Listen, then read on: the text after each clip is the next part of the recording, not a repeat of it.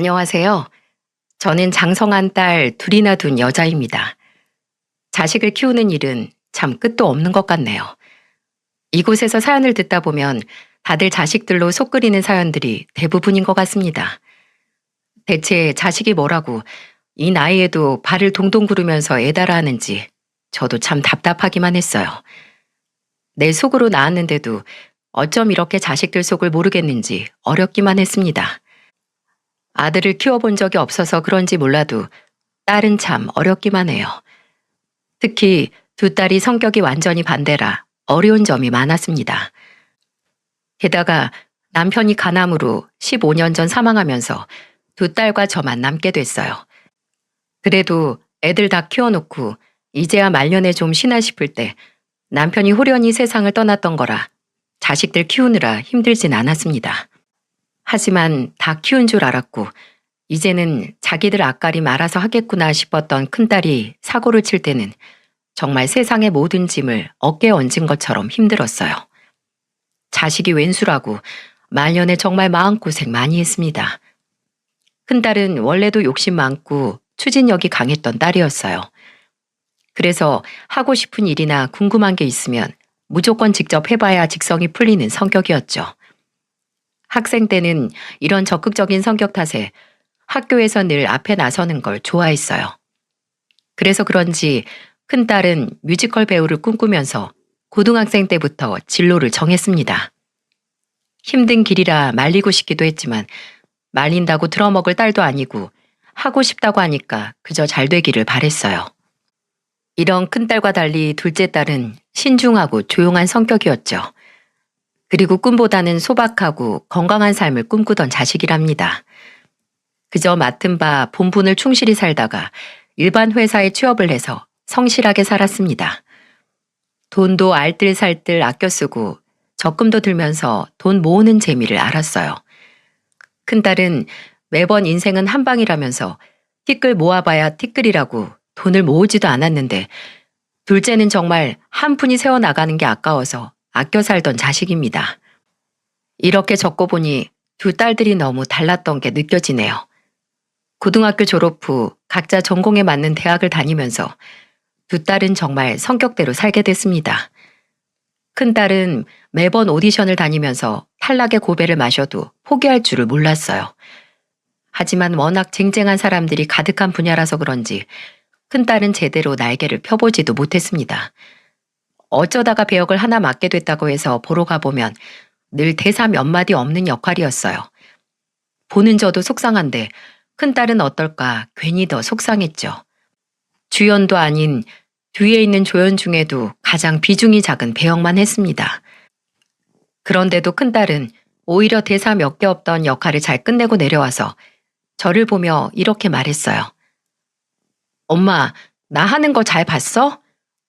그럼 엄마 눈에는 우리 딸만 보였지. 엄마만 잘 봤으면 됐어. 그래도 오늘 대사를 3개나 했어. 대단하네 우리 딸. 수고했다. 그렇게 조금씩 발전해 나가면 되는 거지. 맞아. 나 할 수 있어. 진짜로 꼭 성공할 거야. 이런 나를 믿고 투자해줄 기획사만 있으면 정말 더 잘해낼 수 있어. 우리 딸 이렇게 예쁘고 성실한데 얼른 좀 이런 보석을 알아봐주면 좋겠네. 다들 보는 눈들이 없어. 내 딸이 얼마나 잘하는지도 모르고. 그러니까 다들 바보야. 엄마, 내가 꼭 한 방 제대로 터뜨려서 꼭 호강시켜줄게. 그때만 해도 큰딸은 꼭 성공해서 저한테 효도하겠다며 기대에 부풀어 있었어요. 작은 배역에도 실망하지 않고 오히려 더 힘을 내는 딸을 보고는 저도 흐뭇했습니다. 대단하게 큰 사람이 되지 못하더라도 자신의 삶을 열심히 살아내려는 딸이 참 대견했어요. 하지만 현실은 정말 냉정했습니다. 큰딸이 연예기획사 통해서 여기저기 오디션도 봤었는데 아무도 큰딸을 거들떠도 보지 않았어요. 내 자식이 내 눈에만 예쁜 거야 어쩔 수 없지만 그 정도로 일이 안 풀릴 정도인가 의문이었습니다. 큰딸은 대학도 졸업하고 사회로 나와서도 뮤지컬에만 매달렸어요. 하지만 좀처럼 일은 풀리지 않았고 큰딸은 매일같이 헛꿈만 꾸는 시간이 늘었습니다. 사람이 일이 너무 안 풀리면 조금은 변한다고들 하죠. 그래서 그런지 큰딸도 점점 꿈을 포기하려는 것 같았어요. 그런데 변해가는 큰딸의 꿈이 어딘가 이상했습니다. 예전에는 본인 힘으로 잘 살아내서 효도하겠다던 딸이었는데 자꾸 이상한 말을 하는 거예요. 하루는 지친 얼굴로 들어와서는 제게 한숨을 쉬면서 이런 말을 하더군요. 엄마, 나는 그냥 능력 좋고 돈 많은 사람 만나서 시집이나 갈래. 세상에 그런 말이 어디 있어. 인생은 자기 힘으로 살아야지. 너도 네 경제력이 있어야 결혼해도 당당하게 네 목소리 내면서 살 수 있는 거야. 아니야. 나는 그냥 돈 많은 사람 만나서 결혼하고 나면 군말 없이 집에서 내조하면서 살고 싶어. 내가 좀 살아보니까 돈 많은 사람 만나는 게 정말 성공한 인생 같아. 그런 정신으로 뭘 하겠다는 거야. 그런 사람들은 자기 노력으로 이뤄낸 사람들인데 배울 점을 찾아서 너도 네 인생 살아내야지. 그렇게 남의 인생에 빌부터 사는 게 사람 사는 거야? 엄마, 꿈이 밥 먹여주는 거 아니더라. 그냥 돈 있는 남자 만나서 속 편하게 살고 싶어. 너는 하나라도 제대로 해야지. 뮤지컬 그렇게 오랜 시간 해놓고 일 좀 안 풀린다고 그만두면 되겠어? 쉽게 포기하는 것도 버릇이야. 그리고 돈 다 필요 없어. 있다가도 없고 살다가도 갑자기 생기는 게 돈인데 너 아껴줄 사람 찾아야지.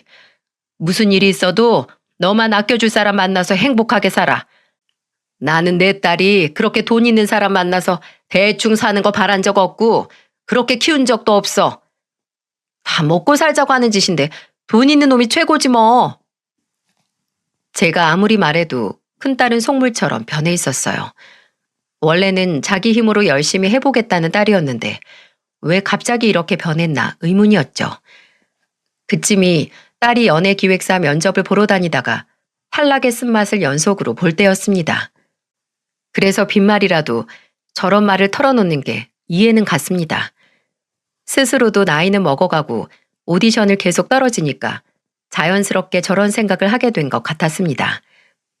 하지만 내 인생 힘들다고 남의 인생에 붙어 사는 게 말이 됩니까? 그래서 틈만 나면 딸한테 그런 생각하지 말라고 타일렀어요. 이런 제 속도 모르고 듣는 건지 마는 건지 계속 돈 많은 남자 만나서 팔자를 바꾸겠다고 말하는데 제 딸이지만 참 한심했던 때였습니다. 그러다 큰딸이 결혼할 남자라면서 인사 온다고 했을 때 어떤 사람일까 정말 궁금했어요. 그런데 큰딸이 결혼 상대로 데려온 사위는 참 의외였습니다. 입만 열면 능력 있는 남자 만나서 편하게 살겠다던 딸이 안정적인 남자를 데려온 거예요. 처음 본 사위의 첫인상은 제가 봐도 마음에 쏙 들더군요. 키도 크고 훤칠해서 누가 봐도 호감형인 얼굴이었고요. 둘은 1년 정도 연애를 하다 결혼을 결심했다고 했습니다. 사위는 그때가 30대 후반에 공무원 일을 하는 사람이었어요. 잠깐 이야기를 나눠봐도 참 말 예쁘게 한다는 생각이 들게 했죠. 게다가 그런 사위를 정말 사랑스럽게 바라보는 딸을 보니 제대로 임자 만났구나 생각했어요. 저는 이런 남자가 어쩌다 큰딸과 만나게 됐을까 궁금했습니다. 그런데 딸이 의아해하는 저를 보면서 이렇게 말했어요. 그동안 나 이 사람 만나고 많이 변했어. 엄마도 알지? 성격도 고약하고 이기적이고 고집불통인 거. 이 사람 만나고 난 나를 돌이켜 볼 수 있었어. 그동안 엄마가 나한테 했던 말이 어떤 의미인지 전부 알게 해준 사람이야. 네가 드디어 임자를 만났구나. 요즘 표정도 편해 보이고 아주 편안해 보여서 내가 다 보기 좋았어. 우리 딸이 이제는 행복만 했으면 좋겠다. 세상에 돈 말고 소중한 다른 게 있다는 거 알게 됐는데 나 이제 앞으로 정말 착하게 좋은 마음으로 잘 살게. 저는 큰딸의 변화가 정말 놀라웠어요. 왈가닥 같았던 성격도 어느새 진중한 모습을 하고 있었고 정말 성격이 완전히 변해 있었죠. 어떤 사람을 만나서 가까이 하는지가 이렇게나 중요하다는 걸 이제야 알았습니다. 고집불통의 독불장군 같던 딸이 돈보다 소중한 게 있다는 걸 알려준 사람이라고 말하는데 다른 사람 보는 줄 알았네요. 그런데 그 모습이 정말 나쁘지 않고 너무 좋았습니다. 둘째 딸은 워낙 자기 앞가림 잘하면서 착실하게 살고 있어서 큰 걱정 없었는데 큰딸만 보면 속이 답답했거든요. 그런데 큰딸이 이런 놀라운 변화를 보여주니 속으로 무척이나 기뻤답니다. 독불장군 같던 딸을 변하게 한 사위는 정말 듬직했어요. 지금 생각해도 사위가 아니라 아들 같은 사람이었죠. 정말 번듯하게 고생이라고는 모르고 자랐을 것 같은 사위였는데 저희 집에서 제가 직접 차려준 밥을 먹으면서 술을 한 잔 가볍게 따라주다가 깊은 사정을 듣게 됐어요. 사위는 술을 한 잔 가볍게 마시고는 저한테 울먹이는 목소리로 이렇게 말했습니다. 장모님, 전 이렇게 따뜻한 밥상 차려줄 부모님이 없어요. 초등학교 때 보육원에 맡겨져서 거기서 컸거든요. 원래는 할머니랑 둘이 살았는데 할머니마저 돌아가시고 나니까 저를 키워줄 사람이 없어서 보육원에서 자랐어요. 이런 따뜻한 밥상이 참 그리웠어요. 아휴, 고생 많이 했겠네. 그래도 이렇게 잘 자랐으니까 하늘에서도 할머님이 정말 기특하다고 하실 거야. 제가 능력도 부족하고 뒷배경도 없지만 정말 열심히 앞만 보고 살았어요. 사실 공무원 월급 얼마 안 돼서 모아도 큰 돈은 아니지만 저 그래도 월급의 7, 80%는 저축하고 지냈어요. 이제 저한테는 유일한 부모는 장모님 되실 분이다 생각하고 살았습니다. 그러니까 장모님, 저 좀 기특하게 봐주세요. 그런 말 안 해도 너무 기특하고 신통방통해. 내가 이런 아들 하나 있었으면 좋겠다고 빌었더니 하늘에서 아주 뚝 떨어진 것 같네. 부족한 능력이지만 꼭 제 가정 잘 꾸려서 행복하게 살고 싶어요. 혼자 지내서 그런지 일찍 가정 꾸리고 사는 게 소원이었어요. 저 믿고 사위로 받아주세요. 정말 제가 잘해드릴게요. 사위가 눈물을 글썽이며 제게 해준 말들은 가슴에 박힐 만큼 슬픈 말들이었어요. 듬직하고 든든해 보이기만 했던 사위는 슬픈 과거가 있었죠. 할머니 손에 자라다가 갑자기 할머니가 돌아가시면서 초등학생 어린 나이에 보육원에 맡겨졌던 겁니다. 그 말을 울면서 하는데 어찌나 제 마음이 더 아팠는지 몰라요. 그래서 저는 꼭 이런 아들 하나 있으면 좋겠다고 생각했는데 하늘에서 내려준 것 같다며 사위를 안아줬습니다. 얼마나 수많은 고비를 넘어왔을까 싶었어요. 그렇게 큰딸이 사위와 결혼을 하고 난 뒤 제 일상도 바뀌기 시작했습니다. 사위가 정말로 결혼하고 나자 아들이라고 착각이 들 만큼 저희 집을 자주 와줬어요. 정말 놀랐던 날은 사위가 결혼하고 월급날이라며 고기를 사들고 딸이랑 같이 집으로 온 겁니다. 집에 오기 전부터 전화로 먹고 싶은 거 없냐며 이것저것 묻길래 무슨 날이냐고 해도 말도 안 하고 신이 난 채로 사위와 딸이 찾아왔어요. 알고 보니까 월급날이라서 그냥 맛있는 거 먹자고 온 거였습니다. 사위는 장난스러운 얼굴로 저를 보며 말했어요. 다 먹고 살자고 일하는데 월급날에는 맛있는 거 먹고 살아야죠. 장모님이랑 같이 먹으려고 소고기 사왔어요. 아유, 뭘 이런 걸 다 사왔어. 그냥 둘이서 분위기나 내고 말지. 왜 입을 하나 더 붙여서 돈을 더 써? 집안의 가장 어른이신데 당연히 같이 드셔야죠. 밖에서 먹는 것보다 이렇게 먹는 게 더 양도 많고 싸요. 그리고 저는 밑반찬으로 장모님 반찬이 입맛에 딱 맞는 것 같아요. 갈 때 싸가지고 가. 내가 많이 담아줄게. 정말요? 장모님 음식은 진짜 밥도둑이에요. 오늘은 제가 소고기로 제대로 보답해 드릴게요. 사위는 장난스럽게 저를 보면서 엄지를 척 들어 보이고는 반찬이 정말 맛있다면서 말했어요. 그래서 저는 정말 딸과 사위 먹을 반찬을 챙겨줬죠. 둘째 딸이 일로 한창 바쁠 때라 적적했는데 사위가 와줘서 참 좋았어요. 적적했던 집이 가득 차는 것 같았고 집안에 남자가 있어서 그런지 괜히 든든했습니다. 사위는 정말로 긍정적이고 어떤 어려움도 다 극복해낼 수 있는 강인한 사람이라고 생각했죠. 정말 사위 덕에 집안에 웃음이 떠날 날이 없었어요. 그렇게 결혼하고 1년 만에 아들까지 낳고 사위와 딸 세 식구 단란하게 지냈어요. 그 무렵 둘째 딸이 결혼을 했고 이제는 정말 자식들이 내 손을 다 떠났구나 싶어서 시원섭섭했습니다. 남편 먼저 보내고 딸 둘이랑 저만 남았을 때는 그렇게 막막하고 언제 시집 보내나 걱정했는데 좋은 사람 만나서 결혼하고 나니까 시원섭섭했어요. 제가 큰딸 시집 보내고 작은 딸과 둘이 살던 집에서 혼자 적적할까봐 사위는 집을 자주 찾아왔습니다. 그리고는 집안 곳곳을 둘러보면서 이것저것 만져줬어요. 신발장 전등이 나갔다면서 전구를 갈아주면서 사위는 저를 보며 말했습니다. 신발장 불 안 들어오면 밤엔 어떻게 나가려고 그러세요? 신발장 전구 나간 거 무시했다가 밤에 넘어지시기라도 하면 정말 큰일 나요. 저번에 왔다 가는데 너무 어둡길래 오늘 제가 갈고 가려고요. 내가 갈아야지 하면서 깜빡했지 뭐야. 집안에 불이 잘 들어와야 된대요. 오늘 온 김에 이것저것 다 보고 가야겠어요. 일하고 피곤할 텐데 그냥 가서 쉬어. 아, 다른 데도 다 불 안 들어오는 것도 아니고 왜 그래? 방심하다가 불 나가면 어쩌시려고요? 제가 집안 다 둘러보고 있을 테니까 저 밥 좀 차려주세요. 안 그래도 오늘 장모님이 끓여주신 김치찌개가 너무 먹고 싶었어요. 누구 부탁인데 내가 얼른 해줘야지. 쉬엄쉬엄 해. 내가 맛있게 끓여줄 테니까 2그릇 먹고 가. 사위는 꼭 큰딸과 같이 저희 집에 들렸다가 어딘가 손봐야 될 것 같으면 꼭 다시 와서 고쳐주고는 했어요. 정말 아들 같은 사위라는 말이 절로 나왔죠. 그리고 얼마나 싹싹했는지 집에 한번 놀러 오면 저와 둘이서 몇 시간을 떠들다 가고는 했습니다. 그래서 둘째 딸 시집 보내고도 적적할 틈이 없었어요. 사위 덕분에 정말로 든든했죠. 그리고 큰딸이 아들을 낳고 돌이 지났을 때쯤에는 딸과 손주, 그리고 저까지 데리고 놀러도 자주 다녔어요. 제가 괜찮다고 해도 사위는 꼭 저랑 같이 가야 된다면서 놀러 가는 날 저까지 데리고 가려고 했죠.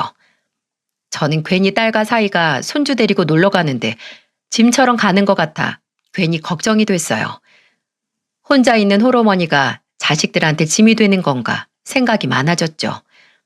그래서 사위 차에 타면서도 괜히 마음이 불편했어요.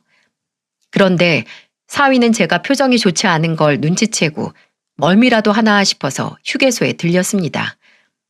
그리고는 딸이 손주 기저귀를 갈아주러 화장실에 간 사이 저를 보며 물었어요. 장모님, 몸이 어디 안 좋으세요? 아니, 그냥 내가 괜히 부담을 주나 싶어서. 원래 혼자 사는 홀어머니는 신경 쓰이잖아. 나 신경 써주는 건 좋은데 앞으로는 안 그래도 되니까 나 그만 신경 써. 새 식구 단란하게 노는 재미도 있어야지. 그렇게 말씀하시면 저 정말 서운해요. 저 장가 올 때 장모님 이제 제 부모님이라고 했잖아요. 그리고 정말 잘해드리고 싶어서 그래요. 제 마음도 좀 알아주세요. 괜찮어. 세상에 친부모한테도 이렇게 못하는 자식들 얼마나 많은데 충분히 잘하고 있으니까 너무 마음 쓰지 말고 편하게 생각해. 이게 저는 편해요. 장모님 조금이라도 건강하실 때 같이 다녀야죠. 앞으로도 제가 정말 잘해드릴게요. 자주 이렇게 나와요. 우리 한 가족이잖아요. 저는 이런 가정이 생긴 게 너무 좋아요. 사위는 저를 다독이면서 가족인데 같이 재밌게 여행 다니자며 말해줬어요. 그때 사위 얼굴은 정말 행복해 보였습니다. 어린 시절 가족 없이 보육원에서 혼자 외로웠던 사위는 결혼하고 가정을 꾸리고 나서는 정말 가정적이었어요. 그래서 저는 오히려 사위가 부담을 갖는 건 아닌가 싶어서 했던 말인데 되려 제가 사위의 진심을 듣고 눈물이 날 뻔했습니다. 제가 사위와 둘이 서서 이야기를 나누고 있는데 그걸 본 딸이 손주를 안고 오면서 이렇게 말했어요. 누가 보면 사위가 아들이고 딸이 며느리인 줄 알겠네. 엄마, 딸한테는 너무 소홀한 거 아니야? 나는 큰딸 대신 큰아들만 두기로 했어. 아휴, 이대로는 안 되겠어. 나도 긴장해야겠네. 딸은 그렇게 장난을 치면서 얘기했고 사위도 그 말을 듣자 제 팔짱을 끼면서 이제 사위 아니고 아들이라며 장난을 쳤습니다. 지금 생각해도 행복한 한때였어요. 국내 여행 자주 갈 기회가 없던 저였는데 사위 덕분에 좋은 구경도 많이 했어요. 남편 떠나고 나중에라도 애들한테 손 안 벌리려고 혼자서 돈이 되는 일거리는 다 하면서 살았습니다. 그래서 그런지 놀러 다닐 여유는 생각도 못 해봤어요. 정말 사위 덕분에 그렇게 좋아하던 바다를 원 없이도 봤습니다. 정말 이대로만 살면 평생 행복하게 살 수 있을 것 같았어요. 그런데 불행은 소리 없이 찾아와서 뒤통수를 친다는 말처럼 갑자기 찾아왔죠.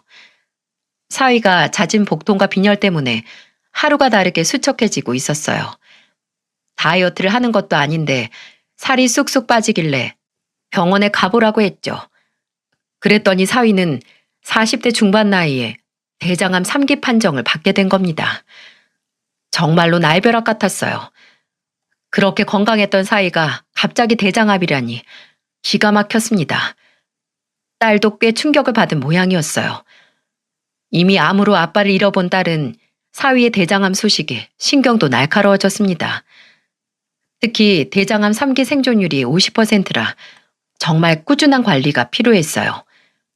사위는 결국 치료를 위해 휴직을 했습니다. 그리고는 치료에만 전념했어요. 남편 떠나고 한 번 빌어본 적 없는데 제발 우리 사위 살려달라고 세상 온갖 신들한테 다 빌었던 것 같습니다. 모두의 걱정 속에 사위는 수술은 잘 끝났지만 수술 후 항암 치료가 중요했어요. 무엇보다 사위가 지치지 않게 항암 치료에만 집중하게 해주고 싶었어요. 그런데 사위가 수술을 끝내고 항암 치료가 시작되자 딸은 점점 변해갔어요. 갑자기 자기가 일을 하겠다며 손주도 집에 두고 나가는 겁니다. 그래도 손주가 유치원생이라 다행이었지만 아무래도 몸이 편치 않은 사위를 챙기러 제가 자주 갔어요. 사위는 제가 갈 때마다 미안한 얼굴을 하고는 저를 봤습니다. 저는 아프고 나서부터 기가 죽어 있었어요. 그래서 저는 오히려 밝은 목소리로 사위에게 말을 걸었습니다. 오늘은 몸 좀 어때? 괜찮아? 똑같아요. 피곤하실 텐데 저 때문에 괜히 죄송해요. 그런 말 한 번만 더 해봐. 나 정말 서운해. 자네 건강할 때 우리 집 몇 번 왔어? 나도 똑같은 마음으로 오는 거니까 마음 쓰지 마.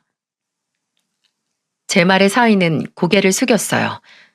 그 모습도 어찌나 깊이 박히던지 모릅니다. 그런데 딸은 아무리 돈 버는 것도 중요하다지만 살림살이 다 내팽겨 쳐놓고 나간 꼴이나 다름없었어요.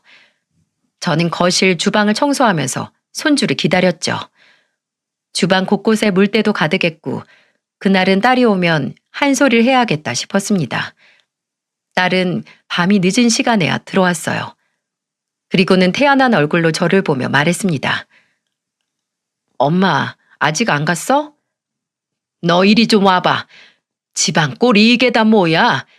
집에 아픈 사람 있으면 깔끔하게 하고 살아야지. 뭐야, 잔소리하려고 기다린 거야? 그냥 반찬이나 주고 가. 나 피곤해. 대체 뭘 하고 다니길래 맨날 피곤한지 드러나 보자. 남편이 아프면 간병을 하고 챙겨야지. 나 유치원생 아들도 보고 일도 하고 저 사람 간병도 나름대로 하고 있는 거야. 나는 무슨 몸이 4개라도 되는 줄 알아? 집에 오면 나까지 힘이 쭉쭉 빠지는 것 같아. 너 그 회사 당장 다닐 필요도 없잖아. 당장 쓸 돈이 없는 것도 아닌데 왜 나가려고 그러냐고. 답답해서 그래, 답답해서. 집에 오면 아파서 죽겠다는 표정으로 앉아있는 걸 보기 싫어서 내가 밖에서 일이라도 해야 버틸 것 같단 말이야. 딸은 악을 쓰면서 답답하다는 말을 했어요. 그리고는 정말 참을 만큼 참았다며 소리를 질렀죠. 그 말을 듣고 가장 충격받은 건 사위였어요. 그 순간 제가 다 낯뜨거울 정도로 딸이 창피했습니다. 그래서 저는 갑자기 소리를 지르는 딸을 다그치며 말했어요. 부부가 괜히 부부야? 이럴 때일수록 같이 의지하면서 이겨내야지. 나중에 너라고 아프지 말라는 법 있어? 그때 네 남편이 너한테 지금처럼 똑같이 하면 넌 기분 좋겠냐고. 나도 힘들다고. 진짜 나야말로 미운 7살의 아픈 남편의 신세가 고달픈 사람이라고. 간병하는 거 힘든 거 다 알아. 근데 지금 너보다 네 남편이 더 힘들고 아플 거야. 나중에 네 아들 생각해서라도 네가 이러면 안 되는 거야. 아빠 없는 아들 만들고 싶어서 그래? 미안해. 나도 답답해서 그랬어. 마음은 그게 아닌데 자꾸 이런 생각이 드는데 어떡해. 딸은 제가 다그치자 목 놓아 울었습니다. 저도 남편 간병해봐서 간병이 얼마나 힘든지 알아요. 그래서 제가 더 도와주려고 했죠. 하지만 그 당시 제 딸은 정말 엄마인 제가 봐도 이해 못할 행동이 많았습니다. 그래서 제가 일부러 집을 자주 찾아갔어요. 딸은 공무원 월급 얼마 되지도 않고 나중을 생각해서라도 일을 해야겠다면서 갑자기 회사를 다니고 있었죠. 참 알다가도 모를 일들이었어요. 그리고는 한 번씩 회식을 한다, 야근을 한다면서 집에 늦게 오는 날도 늘었습니다. 그때마다 저는 사위가 좋아하는 반찬을 들고 가서 사위와 손주를 돌봤어요. 아직 밥도 제대로 못 먹는 사위를 보니까 마음이 아팠습니다. 그래서 저도 모르게 눈물이 그렁그렁 맺힌 채 사위를 보며 말했어요. 밥 생각 없어도 꼭꼭 씹어 먹어봐. 어? 사람은 밥이 들어가야 속부터 힘이 생기는 거야. 장모님, 저 괜찮아요. 항암 치료 받으면서 다시 힘내볼게요. 우리 아들 생각해서라도 제 몸 제가 챙겨야죠.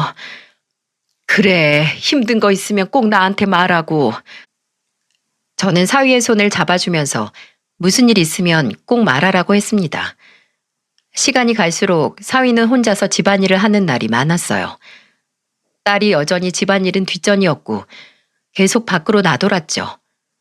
제가 아무리 다그쳐도 소용이 없었습니다. 그러던 어느 날이었어요. 사위가 좋아하는 반찬을 만들어서 챙겨들고 딸네 집으로 가려는데 딸도 그렇고 사위도 그렇고 아무도 전화를 안 받는 겁니다. 정말 무슨 일이라도 난 줄 알았어요. 아무리 전화해도 둘 다 전화를 안 받으니까 저는 갑자기 다급한 마음이 들어 집으로 달려갔습니다. 둘 다 전화를 안 받으니까 저는 불안한 마음에 발걸음을 재촉했어요. 그런데 급하게 들어간 집에는 사위가 있었습니다. 그런데 핸드폰이 옆에 있는데도 전화를 안 받고 있던 것 같았어요. 집안 분위기도 평소와 다르고 이상했어요. 그래서 저는 사위를 보면서 넌지시 물었습니다. 무슨 일 있어? 자고 일어난 거야? 왜 둘 다 전화를 안 받아? 나는 무슨 일 난 줄 알고 달려왔잖아. 정연이는 어디 갔고? 장모님 오셨어요? 그 사람 나갔어요. 지금 집에 없어요. 그런데 사위가 힘겹게 몇 마디 하고는 어깨까지 들썩이면서 흐느끼며 우는 거예요. 갑자기 무슨 일인가 싶었습니다. 그래서 저는 우는 사위를 달래며 물었어요. 그런데 무슨 할 말이 있는 것 같은데도 사위는 대체 무슨 말인지 쉽게 입을 열지 못했습니다. 대체 무슨 말이길래 이렇게 뜸을 들이나 했어요. 저는 쉽사리 입을 열지 못하는 사위를 달래며 말했습니다. 나한테 할 말 있어? 어디 아픈 거면 내가 택시 잡을 테니까 병원 가자. 장모님, 그런 게 아니고요. 저 사실은 그 사람이 뭔데 그래? 울지 말고 시원하게 말을 해봐. 장모님, 아내가 날 저것 좀 보세요. 사위는 제 말에 사진 하나를 꺼내면서 말했어요. 저는 사위가 꺼낸 사진을 보고는 정말 기겁을 했습니다. 내가 방금 본 게 실제가 맞나 의심까지 들었어요. 글쎄, 사위가 보여준 사진은 큰딸이 외도를 하고 있던 순간을 찍은 사진이었어요. 정말로 사위 볼 면목이 없더라고요. 아무리 봐도 내 딸 정연이가 아닐 거라는 생각을 하며 사진을 뚫어져라 봤습니다. 사진 속에는 큰딸 정연이가 의문의 남자와 다정하게 팔짱을 끼고 산책하는 사진, 서로 애정 표현을 해주는 사진, 심지어는 가정 있는 여자가 가지 말아야 될 곳을 같이 들어가는 모습도 찍혀 있었어요. 정말 너무 황당했습니다. 그때 저는 제가 발 딛고 있는 순간이 꿈만 같다고 생각했어요. 너무 충격적인 사진을 보고 현실이라고 믿고 싶지도 않았죠. 사위가 보여준 사진은 정말 경악스러웠습니다. 그동안 TV나 라디오에서 사연으로 듣던 일 같았어요. 배우자가 병에 걸렸다는 사연 많이 들어봤지만 제 딸이 그럴 거라고는 상상도 못했습니다. 저는 떨리는 목소리로 사위한테 물었어요. 그러자 사위는 저한테 아내와 있던 일을 말해줬습니다. 사위는 집에만 오면 인사도 제대로 안 하는 딸을 보며 이렇게 물었다고 했어요. 당신 요즘 나한테 화난 거 있어? 왜 나랑 인사도 잘 안 하고 신경도 안 써주는 거야? 먹고 살기 힘든데 자기 몸은 알아서 각자 챙기자. 뭐? 어떻게 그렇게 말할 수 있어? 그래, 말 잘 꺼냈다. 나랑 이혼 좀 해줘. 나 당신만 보면 답답하고 우울해져서 못 살겠어. 뭐야? 이혼? 내가 당신한테 어떻게 했는데 이혼이야? 그리고 우리 아들 생각은 안 해? 아들이 지금 대수야? 나 이제 당신 사랑하지도 않아. 귀찮고 보기만 해도 화가 나. 그런데 이런 마음으로 어떻게 더 살겠어? 내 행동 보면 모르겠어? 그냥 나 같은 못된 년 있고 당신 인생이나 살아 좀. 갑자기 이혼하자며 화를 내는 딸을 보고 사위는 당황했다고 했어요. 그런데 갑자기 이혼을 얘기하는 딸이 너무 수상하다고 했습니다. 그동안 집에만 오면 핸드폰만 붙들고 있고 인사도 제대로 안 해줬고 외출도 너무 많아졌다고 했어요. 그래서 이상하고 의심스러운 마음에 심부름센터에 의뢰해서 딸 뒷조사를 해봤던 겁니다. 그 결과 사위는 딸이 외도하고 있는 증거를 받게 됐던 거였죠. 정말 기가 막혔어요.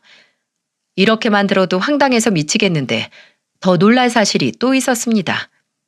제 딸이지만 철면피도 그런 철면피가 없었어요. 사위는 딸과 있던 얘기를 제게 털어놓다가 사진 속 남자가 아는 사람이라고 했습니다. 진짜 식은땀이 흘렀어요. 심지어 큰딸과 바람을 폈던 상대가 사위도 알고 있는 사람이라는 거예요. 그때 이런 말을 사위한테 직접 들은 제 심정이 어땠을지 짐작이 가시나요? 정말 사위 보기 민망한 건 둘째치고 화가 솟구쳤어요. 사위는 딸이 바람핀 상대가 누군지 침착한 목소리로 말해줬습니다. 사진 속 그 사람, 저랑 같은 보육원 출신이에요. 저보다 1살 많고 크게 성공해서 강남에서 사업 중이에요. 뭐야? 그 정도로 잘 가까운 사람이랑 바람이 났다는 거야, 지금? 제가 암 걸리기 전에 정말 소중하고 존경하던 형이었어요. 그래서 제가 정말 존경하는 형이라고 아내랑 같이 셋이 본 적도 있어요. 그러다 제가 갑자기 대장암에 걸리면서 자주 못 봤는데 그 사이에 둘이 만났던 것 같아요. 이게 무슨 일이야? 미안하네. 정말 미안하네. 사위는 가장 가까운 형과 아내한테 배신을 당한 거였습니다. 저도 이렇게 충격적인데 사위는 오죽했겠습니까? 사위는 끝도 없는 절망에 빠져 있었어요. 그리고 너무도 슬픈 목소리로 그동안 무슨 일이 있었는지 제게 털어놓기 시작했죠. 딸은 틈만 나면 손자까지 데리고 나가서 상간남과 데이트를 했다고 했어요. 그리고 집에 늦게 들어오거나 갑자기 일이 생겼다고 집을 급히 나갔을 때도 전부 상간남을 만나러 간 거였다고 했습니다. 듣는 내내 저는 정신적으로 너무 힘들어서 두 눈을 질끈 감기도 했어요. 제가 이 정도인데 사위 상태는 더 심각했죠. 저한테는 담담하게 말했지만 그제야 집안 곳곳에 있는 위험한 물건들이 눈에 들어왔어요. 저는 그동안 집에 없던 수상하고 위험한 물건들을 보면서 놀란 목소리로 사위한테 물었습니다. 자네, 이거 다 뭐야? 혹시 쓸데없는 생각하는 거 아니지? 장모님이 저라면 살고 싶으시겠어요? 저는요, 제일 가까운 두 사람한테 동시에 배신을 당한 거예요. 더 이상 살고 싶지 않아요. 이런 마음으로 어떻게 더 세상을 살겠어요. 저는 정말 열심히 살았던 죄밖에 없어요. 그런데 가족이라고 믿었던 사람도 존경했던 형도 다 저를 배신했어요. 저는 세상에 쓸모없는 존재예요. 그런 생각하지 마. 나는 자네 덕분에 살았는데 자네가 이렇게 쉽게 생을 포기하려고 하면 남겨진 나랑 어린 아들은 어떻게 살라고 이러는 거야. 그래도 살아야지. 정신 차려. 내가 잘못했어. 자식 잘못 키운 내 죄야. 저는 눈에 초점도 없고 다 포기한 것처럼 축 늘어진 사위를 보며 무릎을 꿇고 빌었어요. 내가 자식 잘못 키워서 사위한테 상처를 준 것 같았죠. 그 와중에도 사위는 제가 바닥에 무릎을 꿇으니까 일어나시라면서 저를 일으켰습니다. 이 와중에도 어찌나 착한지 제가 사위한테 어떻게 해서든 딸의 마음을 돌려보겠다고 했어요. 그리고 저는 집으로 돌아왔습니다. 저는 너무 화가 나서 딸한테 전화를 걸었어요. 그리고는 당장 집으로 오라면서 소리를 질렀죠. 딸은 처음 듣는 제 호통치는 소리에 놀랐는지 한 걸음에 달려왔더라고요. 저는 현관문을 열고 들어오는 딸 얼굴을 보자마자 뺨을 내리쳤습니다. 그리고 딸을 보며 말했어요. 너 나한테 할 말 없어? 지금 당장 다 털어놔. 엄마, 내 나이가 몇인데 이렇게 때려. 갑자기 왜 그러는데? 나이가 몇인데? 넌 그럼 나이가 몇인데 그러고 다녀. 네 자식도 남편도 뒷전이고. 혹시 엄마 우리 집 갔다 온 거야? 너 뭘 잘했다고 이혼을 하자고 네 멋대로 통보해. 아픈 사람한테 네가 그럴 수 있어? 너 바람 폈다며? 그것도 네 남편 친한 형이랑 바람나는 정신 나간 짓을 해? 엄마, 그럼 내가 언제까지 아픈 사람 병수발 들어? 앞으로 몇 년을 더 관리해야 될지도 모르는 사람이랑 어떻게 사냐고. 그리고 또 대장암 재발이라도 하면 난 그때 정말 죽을지도 몰라. 너무 힘들어서 살 수가 없었어. 아픈 사람이 힘들지 사지 멀쩡하게 돌아다니는 네가 힘들어? 너 진짜 왜 그래? 네 아들 생각은 안 해? 너는 너만 편하면 되는 거야? 나 사랑하는 사람 생겼어. 엄마 딸 불행하게 바라는 거 아니면 그냥 나 응원해줘. 어차피 나 남편이랑 다시는 예전으로 못 돌아가. 이미 신뢰가 끝났는데 어떻게 같이 더 살겠어? 그 형, 네 남편 중마고우처럼 친했던 형이잖아. 네가 어떻게 남도 아니고 그럴 수 있어. 너 정말 네 엄마 죽는 꼴 보기 싫으면 당장 헤어져. 이미 늦었어. 나 그 사람이랑 결혼할 거야. 아직 이혼도 안 했는데 결혼 타령이야? 진짜 이거 완전 미친 거 아니야? 너 그 상간남 계속 만나면 나 진짜 죽어버릴 거야. 너 죽고 나 죽고 싶으면 계속 만나. 진짜 당장 죽고 싶지 않으면 당장 헤어지고. 엄마, 그 사람이 남편한테 위자료 듬뿍 준대. 그 사람 강남에서 사업하고 돈도 엄청 많아. 엄마도 이제 호강하고 살아야지. 주는 거 받기만 하면서도 살아봐야지. 돈으로 다 보상한다는데 뭐가 문제야? 썩 꺼져. 그럼 말 같지도 않은 소리 할 거면 나가. 이혼하면 나 너 2번 다시 안 볼 거야. 그날 결국 딸과 대판 싸우고 딸을 쫓아냈어요. 저는 제가 이렇게까지 말하면 딸이 마음을 조금이나마 돌릴 줄 알았습니다. 하지만 딸은 상간남과 결코 헤어지지도 않았어요. 결국 사위가 아닌 상간남을 선택한 딸이 너무 한심했습니다. 그리고 사위는 정말 이를 악물고 버텼어요. 사위는 억울해서 못 산다며 복수를 준비했습니다. 저는 사위한테 나는 신경 쓰지 말고 분이 풀릴 때까지 하라고 했어요. 처음에는 사위도 가정을 지키려고 끝까지 버텼죠. 모든 사실을 알게 되고도 딸과 상간남은 8개월이나 더 만남을 가졌습니다. 그리고 그 기간 동안 사위도 점점 변해갔어요. 사위는 딸의 변함없는 태도와 뻔뻔함에 사위도 참지 못하고 이혼 소송을 걸었습니다. 저는 사위를 응원했어요.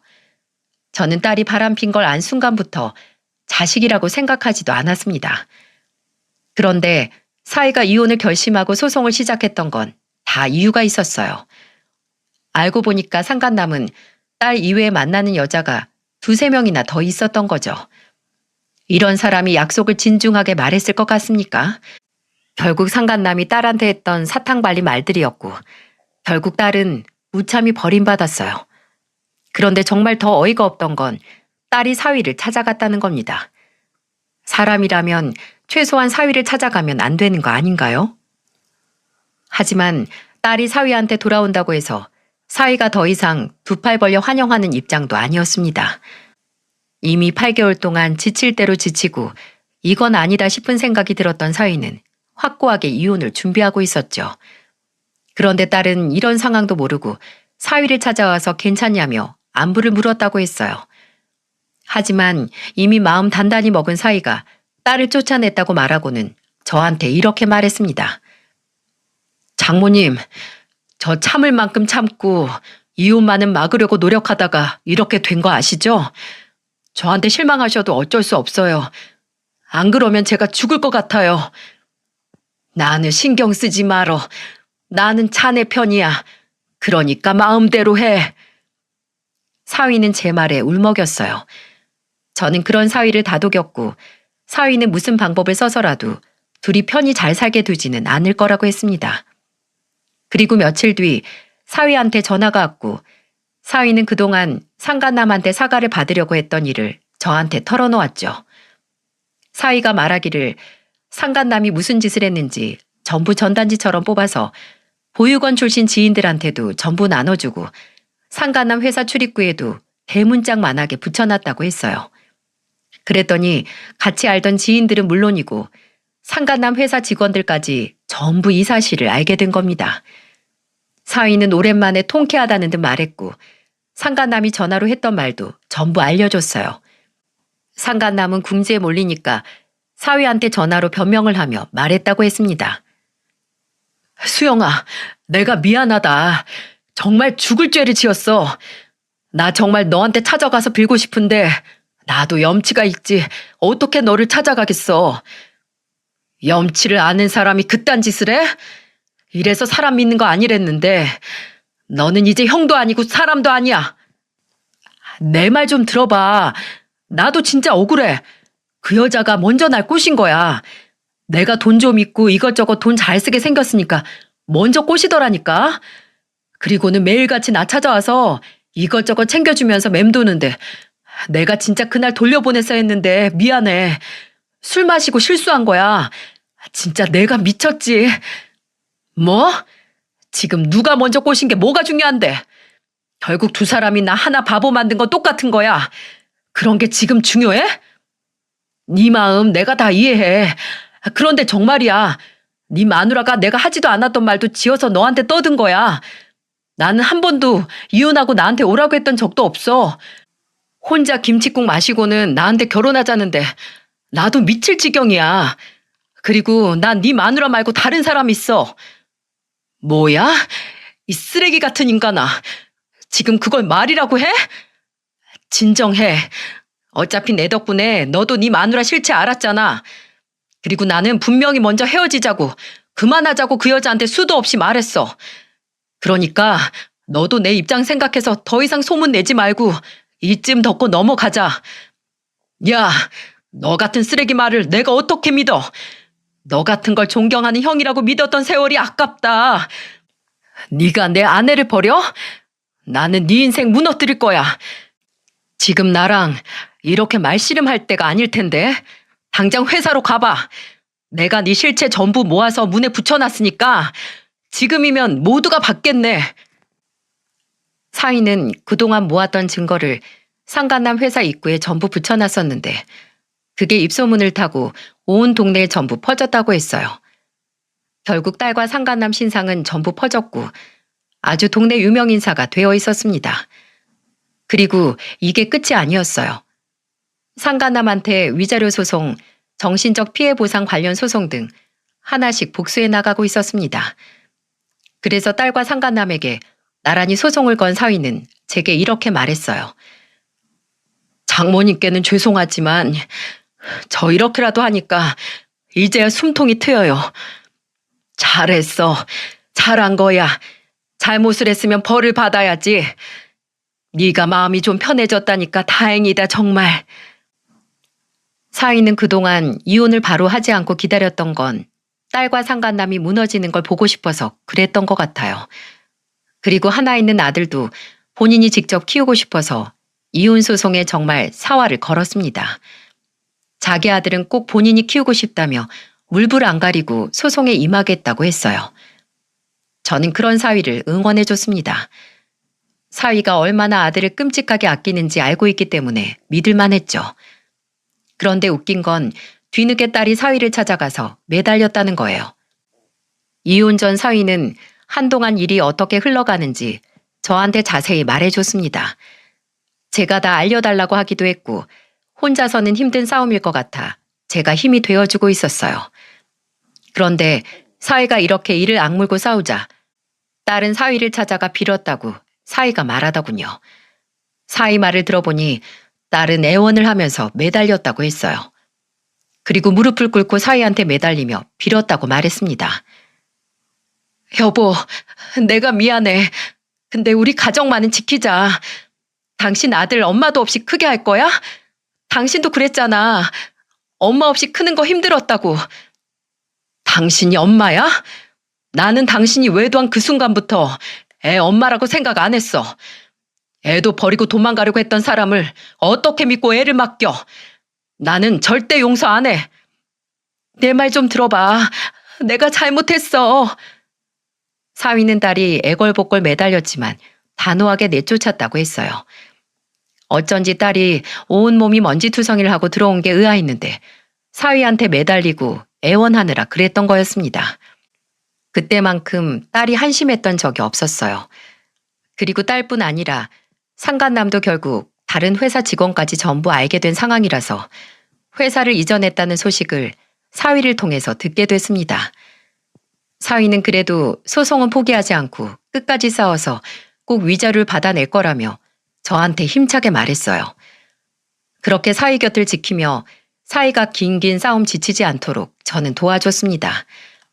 이렇게라도 해야 사위한테 제 마음의 짐을 덜 수 있을 것 같았어요. 재판 결과 딸은 손주를 사위한테 보내야만 했습니다.